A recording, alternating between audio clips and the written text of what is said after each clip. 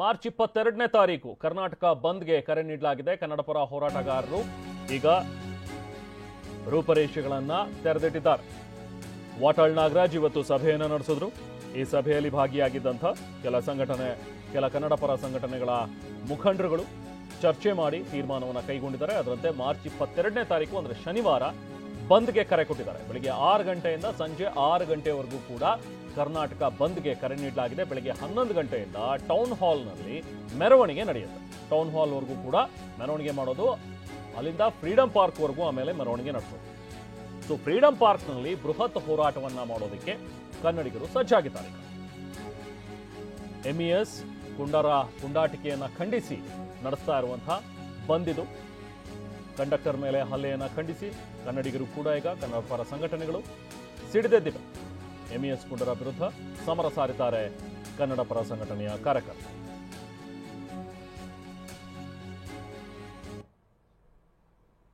ಇವತ್ತು ವಾಟಾಳ್ ನಾಗರಾಜ್ ಅವರ ನೇತೃತ್ವದಲ್ಲಿ ನಡೆದಂತಹ ಒಂದು ಸಭೆ, ಇದರಲ್ಲಿ ಸಾರಾ ಗೋವಿಂದು ಅವರ ಬಣ ಕೂಡ ಇತ್ತು. ಸಾರಾ ಗೋವಿಂದು ಅವರ 6ರವರೆಗೆ 22ನೇ ತಾರೀಕು ಬೆಳಗ್ಗೆ 6ರಿಂದ ಸಂಜೆ 6ರವರೆಗೆ ಅಖಂಡ ಕರ್ನಾಟಕ ಬಂದ್.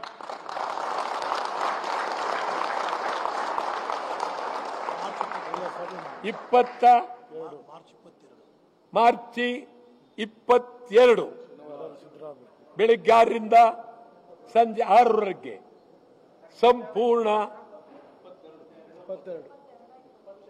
ಏನು 22 ಶನಿವಾರ, 4ನೇ ಶನಿವಾರ, 22 4ನೇ ಶನಿವಾರ.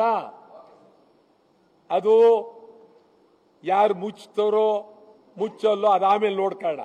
ನಾವು ಹೇಳಿದೀವಿ, ಈ ನಾಡಿಗಾಗಿ, ಕನ್ನಡಕ್ಕಾಗಿ, ಕನ್ನಡಿಗರಿಗಾಗಿ, ಕರ್ನಾಟಕಕ್ಕಾಗಿ ಗೌರವ ಶಕ್ತಿ ಹೆಚ್ಚೋದಕ್ಕೆ, ಕನ್ನಡಿಗರ ಮರ್ಯಾದೆಗಾಗಿ, ಕರ್ನಾಟಕದ ಗೌರವಕ್ಕಾಗಿ, ಕನ್ನಡಿಗರ ಹಿರಿಮೆಗಾಗಿ 22 ಬಂದ್.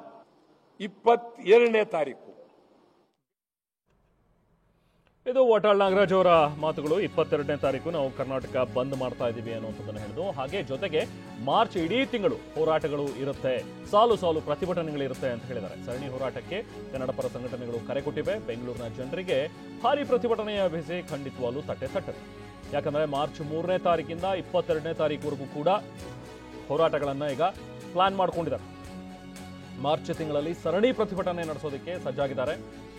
ಅದರಂತೆ ಮಾರ್ಚ್ 3ನೇ ತಾರೀಕು ರಾಜಭವನ ಮುತ್ತಿಗೆ ಹಾಕೋದಕ್ಕೆ ನಿರ್ಧಾರ ಮಾಡಿದ್ದಾರೆ ಕನ್ನಡ ಪರ ಹೋರಾಟಗಾರ ವಾಟಾಳ್ ನಾಗರಾಜ್ ಹೇಳಿದ್ದಾರೆ.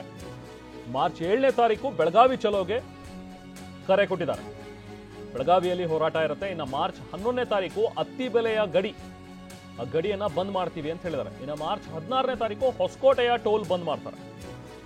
ಮೇಕೆದಾಟು ಯೋಜನೆ ಜಾರಿಗಾಗಿ ಬಂದ್ಗೆ ಕರೆ ಕೊಟ್ಟಿದ್ದಾರೆ. ಮಾರ್ಚ್ 22ನೇ ತಾರೀಕು ಅಖಂಡ ಕರ್ನಾಟಕ ಬಂದ್ಗೆ ಕನ್ನಡ ಪರ ಸಂಘಟನೆಗಳು ಕರೆ ನೀಡಿವೆ. ವಾಟಾಳ್ ನಾಗರಾಜ್ ಈಗಷ್ಟೇ ಮಾತಾಡ್ತಾ ಹೇಗಿರುತ್ತೆ ಹೋರಾಟ ಅನ್ನುವಂಥದ್ದನ್ನ ತಿಳಿಸಿದ್ದಾರೆ. ಮಾರ್ಚ್ 3 ಎಲ್ಲರೂ ರಾಜಭವನ ಮುಂದೆ ಕಡ್ಡಾಯವಾಗಿ ಬರಬೇಕು, ದಯಮಾಡಿ ಬರಬೇಕು.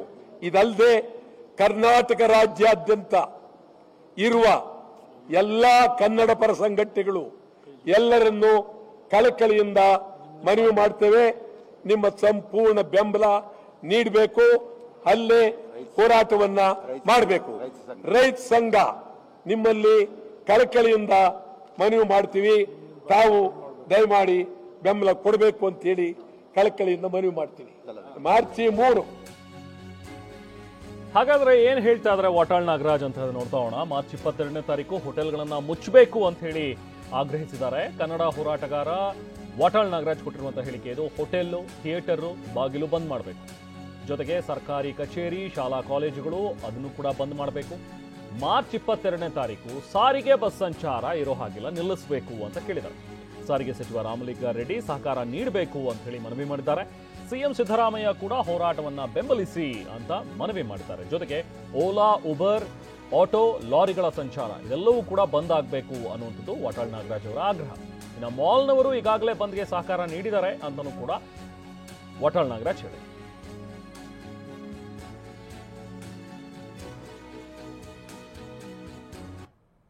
ಸಿದ್ದರಾಮಯ್ಯನವರಿಗೆ ಕಳಕಳಿಯಿಂದ ಮನವಿ ಮಾಡ್ತೀವಿ, ಮುಖ್ಯಮಂತ್ರಿಗಳು ನಮಗೆ ಸಂಪೂರ್ಣ ನಿಮ್ಮ ಬೆಂಬಲ ಕೊಡಬೇಕು. ಇದು ರಾಜಕೀಯ ಅಲ್ಲ, ಸಂಪೂರ್ಣ ಬೆಂಬಲವನ್ನ ಕೊಡಬೇಕು. ರಾಮಲಿಂಗಾರೆಡ್ಡಿ ಅವರಿಗೆ ಕಳಕಳಿಯಿಂದ ಮನವಿ ಮಾಡ್ತೀನಿ, ಯಾವುದೇ ಭೇದ ಭಾವನೆ ಇಲ್ಲದೆ ಇಡೀ ನಿಮ್ಮ ಇಲಾಖೆಗೆ ಬರುವ ಎಲ್ಲ ಬಸ್ಸುಗಳನ್ನ ಅವತ್ತು ನಿಲ್ಲಿಸಲೇಬೇಕು. ಹೋಟೆಲ್ ಮಾಲೀಕರಿಗೆ ನಾನು ಕಳಕಳಿಯಿಂದ ಮನವಿ ಮಾಡ್ತೀನಿ, ನೀವು ಪ್ರತಿ ಸಾರಿನೂ ನಾವು ಮುಚ್ಚೋದಿಲ್ಲ ಅಂತ ಹೇಳ್ತೀರಿ. ನೀವು ನನಗೆ ಬಹಳ ಬೇಕಾದವರು, ದಯಮಾಡಿ ಹೋಟೆಲ್ ಸಂಪೂರ್ಣ ಒಂದು ದಿನ ಮುಚ್ಚಿ ಅಂತೇಳಿ ನಾನು ತಮ್ಮಲ್ಲಿ ಕಳಕಳಿಯಿಂದ ಮನವಿ ಮಾಡ್ತೀನಿ. ಸಿನಿಮಾ ಮೊದಲು ಸಿನಿಮಾ ಇಂಪಾರ್ಟೆಂಟು, ಮೊದಲು ಅನೌನ್ಸ್ ಆಗಬೇಕು. 2-3 ದಿವಸದಲ್ಲಿ ಗೋವಿಂದ್ ಅವರು ನಿಮ್ಮ ಸಾಹಸ ಮಾಡಿ ಇಡೀ ಕರ್ನಾಟಕದ ಎಲ್ಲ ಚಲನಚಿತ್ರ ಮತ್ತು ಚಿತ್ರದ ಕೆಲಸ ಕಾರ್ಯಗಳು ಸಂಪೂರ್ಣ 22ನೇ ತಾರೀಕು ಬೆಳಿಗ್ಗೆ 6ರಿಂದ ಸಂಜೆ 6ರವರೆಗೆ ಬಂದ್ ಹೇಳಲೇಬೇಕು. ನನಗೆ ಗೊತ್ತಿದೆ, ಮಾಲ್ನವರೆಲ್ಲ ಮುಚ್ತಾರೆ, ಮಾತಾಡಿದರೆ ಈಗಾಗಲೇ ಮುಚ್ತಾರೆ, ಅದರದ್ದೇನು ಬೇಕಾಗಿಲ್ಲ. ಯಾವುದು ಸರ್ಕಾರಿ ನೌಕರರ ಸಂಘ ಬಹಳ ಗೌರವವಾಗಿ ಹೇಳ್ತೀವಿ, ಬೆಂಬಲ ಕೊಡಿ, ಕಾರ್ಮಿಕರು ಬೆಂಬಲ ಕೊಡಿ, ಕಾರು ಬೆಂಬಲ ಕೊಡಿ, ಲಾರಿ ಮಾಲೀಕರು ಬೆಂಬಲ ಕೊಡಿ, ಎಲ್ಲರೂ ಶಾಲೆ ಬಹಳ ನಿಮ್ಮ ಖಾಸಗಿ ಶಾಲೆಗಳು, ಸರ್ಕಾರಿ ಶಾಲೆಗಳು ದಯಮಾಡಿ ರಜಾ ಕೊಡಿ. ಓಲಾ ಓಬಾ. ಸೊ ಇದು ವಾಟಾಳ್ ನಾಗರಾಜ್ ಅವರ ಮಾತುಗಳು. ಬನ್ನಿ ಮತ್ತಷ್ಟು ಡೀಟೇಲ್ಸ್ ಪಡೆಯೋಣ. ನಮ್ಮ ಪ್ರತಿನಿಧಿ ಕಿರಣ್ ಸೂರ್ಯ ನಮ್ಮ ಜೊತೆಗೆ ಜಾಯ್ನ್ ಆಗಿದ್ದಾರೆ. ಕಿರಣ್, ಈಗಷ್ಟೇ ವಾಟಾಳ್ ನಾಗರಾಜ್ ಅವರು ಹೇಳ್ತಾ ಇದ್ದದ್ದನ್ನು ಕೇಳಿದ್ವಿ. 22ನೇ ತಾರೀಕು ಬಂದ್ಗೆ ಕರೆ ಕೊಟ್ಟಿದ್ದಾರೆ, ಜೊತೆಗೆ ಎಲ್ಲರೂ ಸಹಕಾರ ನೀಡಬೇಕು ಅಂತೇಳಿ ಅವರು ಮನವಿ ಕೂಡ ಮಾಡಿದ್ದಾರೆ. ಆದರೆ ಈಗ ಕನ್ನಡ ಪರ ಸಂಘಟನೆಗಳ ಒಂದು ಮೀಟಿಂಗ್ ಏನು ಇವತ್ತಾಯ್ತಲ್ಲ, ಯಾರೆಲ್ಲ ಇದ್ರು ಇದರಲ್ಲಿ? ಈಗ ಪ್ರಮುಖವಾಗಿ ಕನ್ನಡ ರಕ್ಷಣಾ ವೇದಿಕೆಯಿಂದ ನಾರಾಯಣಗೌಡರಾಗಲಿ ಅಥವಾ ಪ್ರವೀಣ್ ಶೆಟ್ಟಿ ಆಗಲಿ ಕಾಣಿಸ್ಲಿಲ್ಲ. ಅವರ ಬೆಂಬಲ ಇಲ್ವಾ ಹಾಗಾದ್ರೆ ಈ ಕನ್ನಡ ಪರ ಸಂಘಟನೆಗಳು ಅಂತ ಹೇಳಿದಾಗ ಯಾರೆಲ್ಲ ಸೇರ್ಕೊಂಡು ಈಗ ಕರೆಯನ್ನು ಕೊಟ್ಟಿರುವಂಥದ್ದು? ಬರೀ ವಾಟಾಳ್ ನಾಗರಾಜ್, ಸಾರಾ ಗೋವಿಂದ್ ಅವ್ರು ಮಾತ್ರನಾ? ಹೇಗೆ ಇದು ಕಿರಣ್? ರೆಹಮಾನ್, ಖಂಡಿತವಾಗ್ಲೂ ಕೂಡ ಈಗಾಗಲೇ ಮಾರ್ಚ್ 22ನೇ ತಾರೀಕು ಅಂದ್ರೆ 4ನೇ ಶನಿವಾರಕ್ಕೆ ಅಖಂಡ ಕರ್ನಾಟಕ ಬಂದ್ಗೆ ಈಗಾಗಲೇ ಕೂಡ ವಾಟಾಳ್ ನಾಗರಾಜ್ ಅವರ ನೇತೃತ್ವದಲ್ಲಿ ನಡೆದಂತಹ ಸಭೆಯಲ್ಲಿ ಒಂದು ಒಮ್ಮತದ ನಿರ್ಧಾರವನ್ನು ಕೂಡ ಈಗಾಗಲೇ ತೆಗೆದುಕೊಂಡಿರುವಂಥದ್ದು. ತಾವು ಕೂಡ ಕೇಳಿದಂತೆ ಇವತ್ತಿನ ಸಭೆಗೆ ಕರ್ನಾಟಕ ರಕ್ಷಣಾ ವೇದಿಕೆಯ ನಾರಾಯಣಗೌಡರು ಇರ್ಬೋದು, ಪ್ರವೀಣ್ ಶೆಟ್ಟಿ ಅವರು ಬರಲಿಲ್ವಾ ಅಂತೇಳಿ ಅವರಿಬ್ಬರಿಗೂ ಕೂಡ ನಾವು ಈಗಾಗಲೇ ಮಾತುಕತೆಯನ್ನ ಮಾಡ್ತೀವಿ, ಅವರನ್ನು ಕೂಡ ಭೇಟಿ ಮಾಡ್ತೀವಿ, ಅವರು ನಮ್ಮವರೇ, ಅವರಿಬ್ಬರನ್ನು ಭೇಟಿ ಮಾಡಿ ಅವರ ಬೆಂಬಲವನ್ನು ಕೂಡ ಪಡ್ಕೊಳ್ತೀವಿ. ಯಾಕೆ ಅಂದ್ರೆ ಇದು ಕನ್ನಡದ ಹೋರಾಟ ಆಗಿರುವಂತಹ ಕಾರಣಕ್ಕಾಗಿ ರಾಜ್ಯದಲ್ಲಿರುವಂತಹ ಎಲ್ಲಾ ಕನ್ನಡ ಪರ ಸಂಘಟನೆಗಳ ಬೆಂಬಲವನ್ನು ಪಡ್ಕೊಳ್ತೀವಿ ಅಂತೇಳಿ ಈಗಾಗಲೇ ಕೂಡ TV9 ಜೊತೆಯಲ್ಲಿ ಮಾತಾಡಿದಂತಹ ಸಂದರ್ಭದಲ್ಲಿ ವಾಟಾಳ್ ನಾಗರಾಜ್ ಅವರು ಕೂಡ ಹೇಳಿರುವಂತದ್ದು. ಇವತ್ತಿನ ಸಭೆಯಲ್ಲಿ ಕನ್ನಡ ಜಾಗೃತಿ ವೇದಿಕೆಯ ಮಂಜುನಾಥ್ ದೇವರಾಗಿರ್ಬೋದು, ಕರ್ನಾಟಕ ರಕ್ಷಣಾ ವೇದಿಕೆಯ ಶಿವರಾಮೇಗೌಡರಾಗಿರ್ಬೋದು, ಕನ್ನಡ ಕುಮಾರ್ ಆಗಿರ್ಬೋದು, ಇತರ ಪ್ರಮುಖ ಕನ್ನಡ ಪರ ಹೋರಾಟಗಾರರೆಲ್ಲರೂ ಕೂಡ ಭಾಗಿಯಾಗಿದ್ರು. ಮತ್ತೆ ಬೆಂಗಳೂರಿನ ಆಟೋ ಚಾಲಕ ಸಂಘಟನೆಗಳಿರ್ಬೋದು, ಅಂಬೇಡ್ಕರ್ ಸಂಘಟನೆ ಇರ್ಬೋದು, ಕಾರ್ಮಿಕ ಪರಿಷತ್ ಇರ್ಬೋದು, ಹೀಗೆ ಬೆಂಗಳೂರಿನಲ್ಲಿರುವಂತಹ ಸಾಕಷ್ಟು ಕನ್ನಡ ಪರ ಸಂಘಟನೆಗಳಿಗೆ ಇಂದಿನ ಸಭೆಗೆ ಒಂದು ಆಹ್ವಾನವನ್ನು ಕೂಡ ನೀಡಲಾಗಿತ್ತು. ಎಲ್ಲರೂ ಕೂಡ ಈ ಒಂದು ಸಭೆಯಲ್ಲಿ ಭಾಗಿಯಾಗಿದ್ರು. ಪ್ರವೀಣ್ ಕುಮಾರ್ ಶೆಟ್ಟಿ ಅವರು ಯಾವುದೋ ಕಾರ್ಯಕ್ರಮದ ನಿಮಿತ್ತವಾಗಿ ಇವತ್ತಿನ ಸಭೆಗೆ ಬಂದಿಲ್ಲ ಅನ್ನುವಂಥ ಒಂದು ಮಾಹಿತಿ, ಮತ್ತೆ 22ನೇ ತಾರೀಕು ಮತ್ತೆ ಹಂತವಾಗಿ ಏನು ಸೋಮವಾರದಿಂದ ಪ್ರತಿಭಟನೆಗಳು ನಡೆಯುತ್ತೆ, ಎಲ್ಲಾ ಒಂದು ಪ್ರತಿಭಟನೆಗಳಲ್ಲೂ ಕೂಡ ಪ್ರವೀಣ್ ಕುಮಾರ್ ಶೆಟ್ಟಿ ಅವರು ಕೂಡ ಭಾಗಿಯಾಗ್ತಾರೆ. ಇನ್ನು ಕರವೇ ನಾರಾಯಣಗೌಡರ ವಿಚಾರಕ್ಕೆ ಸಂಬಂಧಪಟ್ಟಂತೆ ಮಾತಾಡಿದಂಥ ಸಂದರ್ಭದಲ್ಲಿ ವಾಟಾಳ್ ನಾಗರಾಜ್ ಅವರು ಹೇಳಿದಂಥದ್ದು, ಅವರು ಕೂಡ ನಮ್ಮವರೇ, ನಮ್ಮ ಜೊತೆಯಲ್ಲೇ ಇರ್ತಾರೆ, ಮುಂದಿನ ಹೋರಾಟಗಳಲ್ಲೆಲ್ಲವೂ ಕೂಡ ಭಾಗಿಯಾಗ್ತಾರೆ, 22ರ ಬಂದ್ಗೆ ಅವರ ಬೆಂಬಲವೂ ಕೂಡ ಇರುತ್ತೆ ಅನ್ನುವಂಥ ಒಂದು ಮಾತುಗಳನ್ನು ಕೂಡ ಈಗಾಗಲೇ ಹೇಳಿರುವಂಥದ್ದು.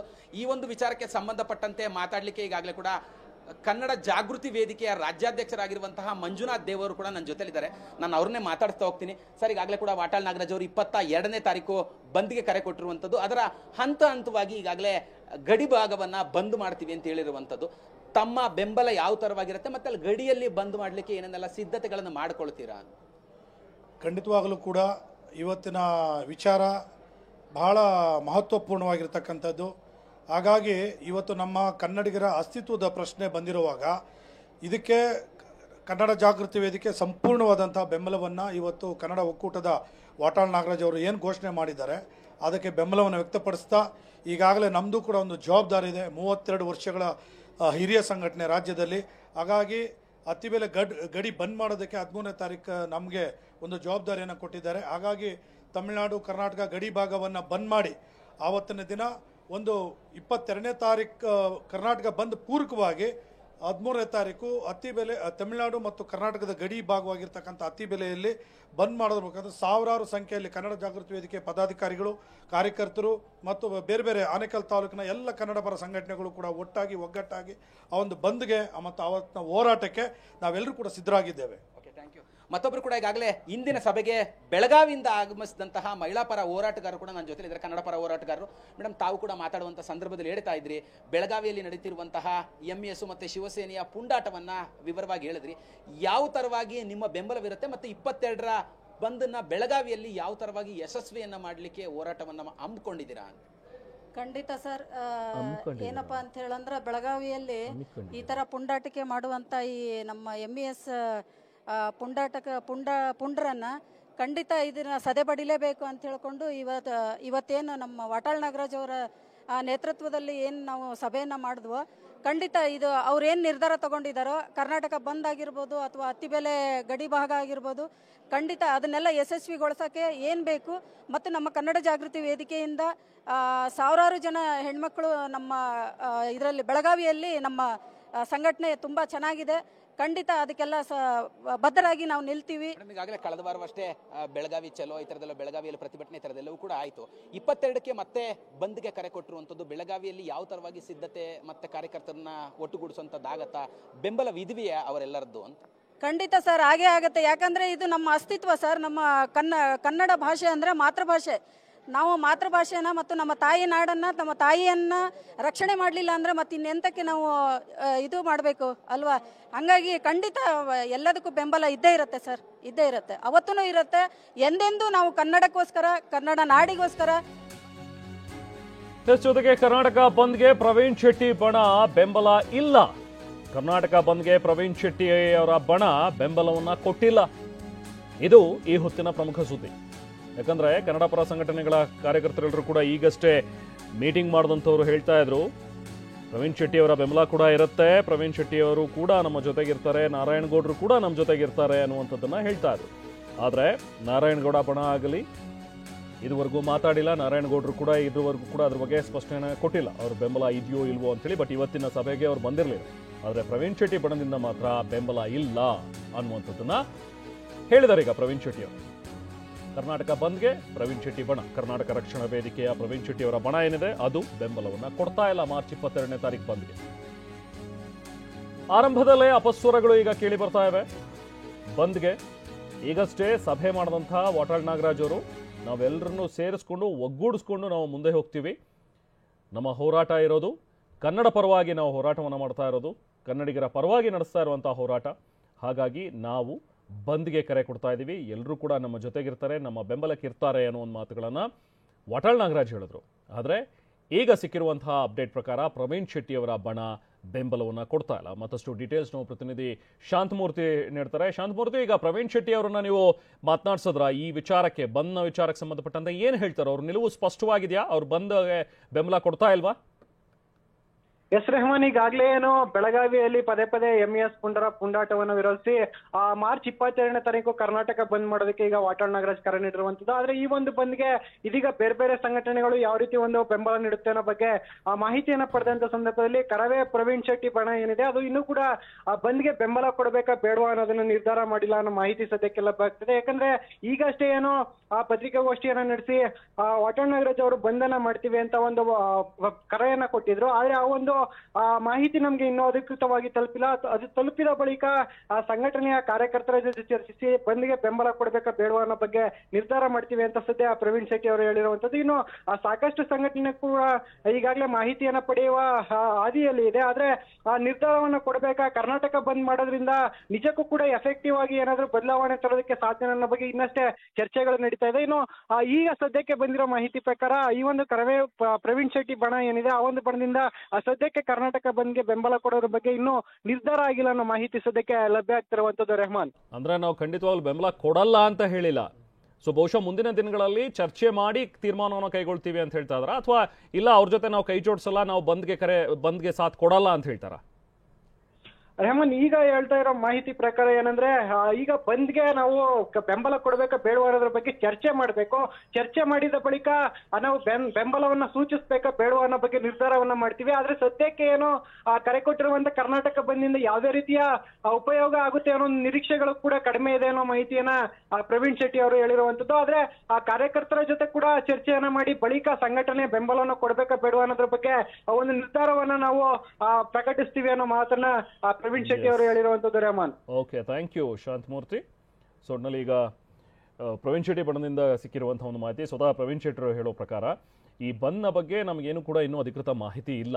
ಇವತ್ತಿನ ಸಭೆಗೆ ಅವರು ಹಾಜರಾಗಿರಲಿಲ್ಲ, ಸೊ ಹಾಗಾಗಿ ಸಭೆಯಲ್ಲಿ ಯಾವುದೇ ರೀತಿಯಾದಂತಹ ಅಭಿಪ್ರಾಯವನ್ನು ವ್ಯಕ್ತಪಡಿಸೋದಕ್ಕೆ ಅವ್ರಿಗಾಗಿಲ್ಲ. ಆದರೆ ಈ ಬಂದ್ ಬಗ್ಗೆ ನಮಗಿನ್ನೂ ಅಧಿಕೃತವಾಗಿ ಯಾವುದೇ ಮಾಹಿತಿ ಸಿಕ್ಕಿಲ್ಲ. ಬಂದ ನಂತರ ಅವರೇನಾದರೂ ನಮ್ಗೆ ಬೆಂಬಲ ಕೇಳಿದ್ರೆ ಆಮೇಲೆ ತೀರ್ಮಾನವನ್ನು ಮಾಡ್ತೀವಿ. ಸದ್ಯಕ್ಕಂತೂ ನಮ್ಮ ಮುಂದೆ ಆ ಥರದ್ದು ಯಾವುದೂ ಪ್ರಸ್ತಾಪ ಇಲ್ಲ ಅನ್ನುವಂಥದ್ದನ್ನು ಹೇಳಿದ್ದಾರೆ. ಅಂದರೆ ನಾವು ಬೆಂಬಲ ಕೊಡ್ತೀವಿ ಕೊಡಲ್ಲ ಅನ್ನೋದ್ರ ಬಗ್ಗೆ ಇನ್ನೂ ತೀರ್ಮಾನ ಮಾಡಿಲ್ಲ.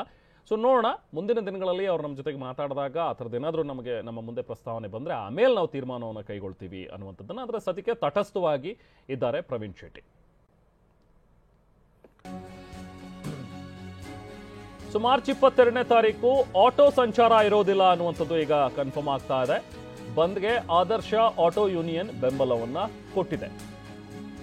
ಯೂನಿಯನ್ ರಾಜ್ಯಾಧ್ಯಕ್ಷ ಮಂಜುನಾಥ್ ಅವರು ಹೇಳಿಕೆಯನ್ನ ಕೊಟ್ಟಿದ್ದಾರೆ.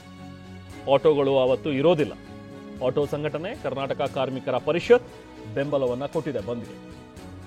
ಮಾರ್ಚ್ 22ನೇ ತಾರೀಕು ಇರುವಂತಹ ಕರೆ ಕೊಟ್ಟಿರುವಂತಹ ಒಂದು ಬಂದ್, ಇದಕ್ಕೆ ಬೆಂಬಲವನ್ನ ಈಗ ಆಟೋ ಸಂಘಟನೆಗಳು ನೀಡಿದೆ.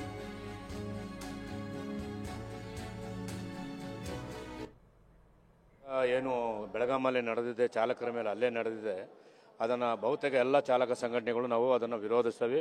ಮತ್ತು ಇವತ್ತೇನು ಕನ್ನಡ ಪರ ಸಂಘಟನೆಗಳು ಒಕ್ಕೂಟಗಳು ಏನು ಇವತ್ತು ಬಂದ್ಗೆ ಕರೆ ಕೊಟ್ಟಿದ್ದಾರೆ, ಯಾವತ್ತಿದು ನಮ್ಮ ಚಾಲಕ ಬಂಧುಗಳು ನಾಡು ನುಡಿ ಜಲ ವಿಚಾರ ಬಂದಾಗ ಮತ್ತು ಗಡಿ ವಿಚಾರ ಬಂದಾಗ ಯಾವತ್ತೂ ಮುಂದೆ ಇರ್ತಾರೆ. ಹಾಗಾಗಿ ನಮ್ಮ ಸಂಘಟನೆ ವೈಯಕ್ತಿಕವಾಗಿ ನಮ್ಮ ಆದರ್ಶ ಆಟೋ ಚಾಲಕರ ಸಂಘದವಾಗಿ ನಾನು ಬೆಂಬಲವನ್ನು ಸೂಚಿಸ್ತೇನೆ. ಮತ್ತು ಅನೇಕ ಮಿತ್ರ ಸಂಘಟನೆಗಳನ್ನು ಸಭೆ ಕರೆದು ಏನು ಬಂದು ಇರುವಾಗ ಒಂದು 7 ದಿವಸಕ್ಕೆ ಮುಂಚೆ ನಾವು ಏನು ಇದರ ಪಾತ್ರ ನಮ್ಮ ಯಾವ ರೀತಿ ಪಾತ್ರ ವಹಿಸಬೇಕು ಅನ್ನೋದ್ರ ಬಗ್ಗೆ ನಾವು ತೀರ್ಮಾನ ತಗೊಂಡು, ಅದೇ ರೀತಿ ನಮ್ಮ ಲಾರಿ ಅಸೋಸಿಯೇಷನ್ ಇರ್ಬೋದು, ಬಸ್ನವರು ಇರ್ಬೋದು, ಎಲ್ಲರಿಗೂ ನಾನು ಇದನ್ನು ಮನವರಿಕೆ ಮಾಡಿ ಈ ಒಂದು ಅನಿವಾರ್ಯ ಇದೆ. ಯಾಕಂದರೆ ನಾಡು ನುಡಿ ವಿಚಾರವು ಯಾವತ್ತು ಮುಂದೆ ಇದ್ದಾಗ ಇವತ್ತು ಬೆಳಗಾಮಲ್ಲಿ ಒಬ್ಬ ಚಾಲಕನಿಗಾಗಿರೋದು ಅನ್ಯಾಯ ಆಗಿದೆ. ಸೊ ಅದನ್ನು ಪ್ರತಿಭಟಿಸಬೇಕಾದ್ರು ನಮ್ಮ ಧರ್ಮ ಇದೆ. ಇವತ್ತು ಕನ್ನಡ ಪರ ಧ್ವನಿಯವರು ಧ್ವನಿ ಎತ್ತಿದ್ದಾರೆ. ಅದರ ಜೊತೆಗೆ ನಾವು ಅವರಿಗೆ ಬೆಂಬಲ ಸೂಚನೆ ಅಂತೇಳಿ ಈ ಸಂದರ್ಭ ಹೇಳಕ್ಕೆ ಇಷ್ಟಪಡ್ತೀನಿ. ಕರ್ನಾಟಕ ಬಂದ್ಗೆ ಈಗ ಫಿಲ್ಮ್ ಚೇಂಬರ್ ಕೂಡ ಬೆಂಬಲವನ್ನ ಕೊಟ್ಟಿದೆ. ಫಿಲ್ಮ್ ಚೇಂಬರ್ ಅಧ್ಯಕ್ಷ ಎಂ ನರಸಿಂಹಲು ಸ್ಪಷ್ಟನೆಯನ್ನ ಕೊಟ್ಟಿದ್ದಾರೆ. ನಾವು ಬಂದ್ಗೆ ಬೆಂಬಲವನ್ನ ಕೊಡ್ತಾ ಇದ್ದೀವಿ ಅನ್ನುವಂಥದ್ದನ್ನ ಹೇಳಿದ್ದಾರೆ. ಫಿಲ್ಮ್ ಚೇಂಬರ್ ಅಧ್ಯಕ್ಷ ಎಂ ನರಸಿಂಹಲು ಮಾರ್ಚ್ 22ನೇ ತಾರೀಕು ಬಂದ್ಗೆ ನಮ್ಮ ಸಂಪೂರ್ಣ ಬೆಂಬಲ ಇದೆ ಅಂತ ಹೇಳ್ತಾರೆ. ನೆಲ ಜಲ ಭಾಷೆ ವಿಚಾರದಲ್ಲಿ ಚಿತ್ರರಂಗ ಯಾವತ್ತೂ ಕೂಡ ಜೊತೆಯಲ್ಲಿರುತ್ತೆ, ಬೆಂಬಲವನ್ನ ಕೊಟ್ಟೇ ಕೊಡುತ್ತೆ. ಥಿಯೇಟರ್ ಬಂದ್ ಮಾಡ್ತೀವಿ, ಜೊತೆಗೆ ಶೂಟಿಂಗ್ ಅನ್ನ ಕೂಡ ಸ್ಥಗಿತಗೊಳಿಸ್ತೀವಿ ಅವತ್ತು ಅಂತ ಹೇಳಿದ್ದಾರೆ. ಮಾರ್ಚ್ 3ನೇ ತಾರೀಕು ಮತ್ತೊಂದು ಸಭೆ ಇದೆ. ಆ ಸಭೆಯಲ್ಲಿ ಮತ್ತೊಮ್ಮೆ ನಾವು ತೀರ್ಮಾನವನ್ನು ಕೈಗೊಳ್ತೀವಿ, ಮಾತಾಡ್ತೀವಿ ಅನ್ನುವಂಥದ್ದನ್ನ ಕೂಡ ಹೇಳಿದ್ದಾರೆ.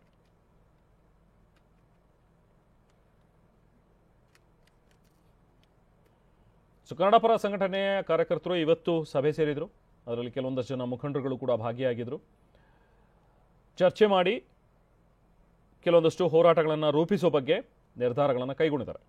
ವಾಟಾಳ್ ನಾಗರಾಜ್ ಅವರು ಕೂಡ ಮಾತಾಡಿದ್ದಾರೆ.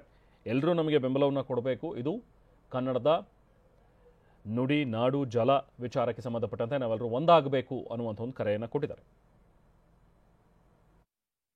ಮೊದಲನೇದಾಗಿ ನಮ್ಗೆ ಯಾವುದೇ ಸಂಘ ಸಂಸ್ಥೆಗಳು ಬಂದು ನಮ್ಮನ್ನು ಇನ್ನೂ ಏನು ಅವರು ನಮ್ಮನ್ನು ಕರೆದಿಲ್ಲ.